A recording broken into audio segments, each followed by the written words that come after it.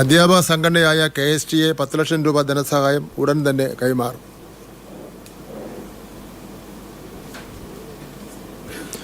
School തുറക്കുന്നതിന് മുമ്പ് തന്നെ മെയ് മാസം 13-ാം തീയതിയും 31-ാം തീയതിയും 2 സർക്കിളുകളുടെ പൊതുവിദ്യാഭ്യാസ ഡയറക്ടർ സ്കൂൾ സുരക്ഷാ പ്രോട്ടോകോൾ സംബന്ധിച്ച കർശന നിർദ്ദേശം പുറപ്പെടുവിച്ചിട്ടുണ്ട്. ഇതിനിടയിൽ നിരവധി യോഗങ്ങൾ എൻ്റെ അധ്യക്ഷതയിലും ബഹുമാനപ്പെട്ട മുഖ്യമന്ത്രിയുടെ അധ്യക്ഷതയിലും ചേരുകയും സ്കൂളുകളിലെ സുരക്ഷ സംബന്ധിച്ച് കാര്യങ്ങൾ വിലയിരുത്തുകയും ചെയ്തിരുന്നു. എന്നിട്ടും ദാരുണമായ സംഭവം തേവലക്കര ഹൈസ്കൂളിൽ ഉണ്ടായി.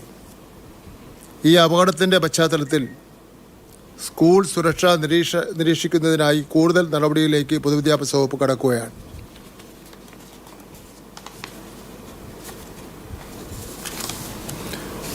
കഴിഞ്ഞ ദിവസം DDE, AD, RDD, DEO, AEO, വിദ്യാകരണം, KITE, SSK, ജില്ലാ കോർഡിനേറ്റർമാർ, ഡയറ്റ് പ്രിൻസിപ്പൽ എന്നിവരുടെ യോഗം ചേർന്നിരുന്നു. സ്കൂൾ സുരക്ഷ സംബന്ധിച്ച് നിരവധി സുപ്രധാനമായ തീരുമാനങ്ങൾ നടപ്പിലാക്കുവാൻ യോഗത്തിൽ തീരുമാനിച്ചു. സ്കൂൾ തുറക്കുന്നതിന് മുമ്പ് 2025 മെയ് 13-നും 31-നും പൊതുവിദ്യാഭ്യാസ ഡയറക്ടർ പുറത്തിറക്കിയ സർക്കുലർ ആധാരമാക്കി വിശദമായ ചെക്ക് ലിസ്റ്റ് തയ്യാറാക്കും.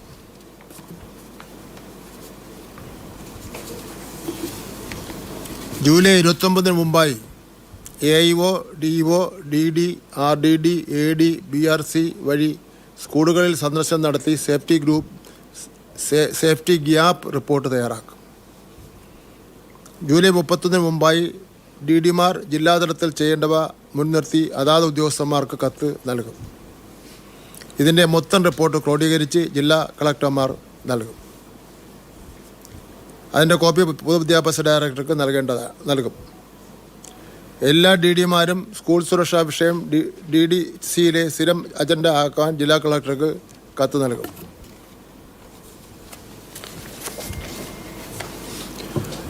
ഇതുമായി ബന്ധപ്പെട്ട് ചർച്ച ചെയ്യുന്നതിന് വേണ്ടി മുഖ്യമന്ത്രി യോഗം വിളിച്ചു ചേർത്തിട്ടുണ്ട്, കളക്ടർമാരുടെ യോഗം.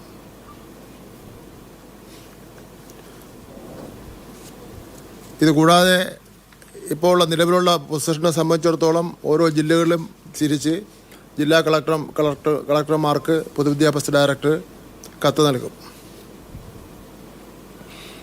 ജില്ലയിൽ DDE, RDD, AD, diet principal, KITE ജില്ലാ ഓഫീസർ, SSK ജില്ലാ കോർഡിനേറ്റർ, വിദ്യാകരണ ജില്ലാ കോർഡിനേറ്റർ എന്നിവരുടെ നേതൃത്വത്തിൽ 7 ടീമുകൾ ഓരോ സ്കൂളും സന്ദർശിച്ച് 3 ആഴ്ചയ്ക്കും റിപ്പോർട്ട് നൽകും. DDEക്ക് ആവശ്യമെങ്കിൽ കൂടുതൽ ടീമുകളെ നിയോഗിക്കാം. സമ്പൂർണ്ണ പ്ലസിൽ സ്കൂൾ സുരക്ഷ സംബന്ധിച്ച് ഒരു പേജ് തുടങ്ങും.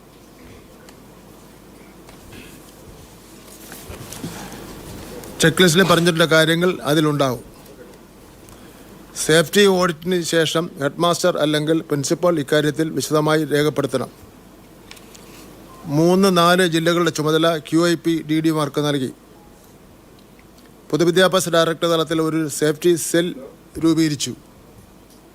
ഇത് പൊതുജനങ്ങൾക്ക് പരാതികളോ അറിയിപ്പുകളോ നൽകാൻ ഒരു വാട്സാപ്പ് നമ്പർ രജിസ്റ്റർ ചെയ്ത് പൊതുജനങ്ങളെ അറിയിക്കും.